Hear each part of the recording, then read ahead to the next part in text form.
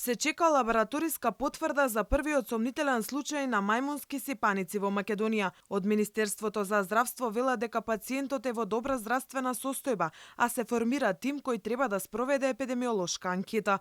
Пациентот со симптоми на мајмунски сипаници, за кој синоќа прва објави алфа, не бил примен на Скопската инфективна клиника и се уште се наоѓа во Кичево. До овој момент не е доставен материјал за тестирање во Институтот за јавно здравје и во државата нема потврден случај на мајмунски сипаници.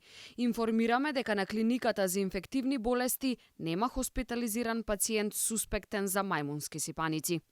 Според наши информации, епидемиолог од Битолскиот центар за јавно здравје треба да го посети кичевчанецот за да земе материјал за лабораториски испитувања, за да се види дали се работи за мајмунски сипаници. Формиран е епидемиолошки тим кој ги собира првичните информации за случајот, пошто сите информации ќе бидат испратени до Министерството за здравство. Од Центарот за јавно здравје за алфа потврдија дека лабораториските испитувања ќе бидат извршени во Институтот за јавно здравје, зашто само таму има услови за тоа.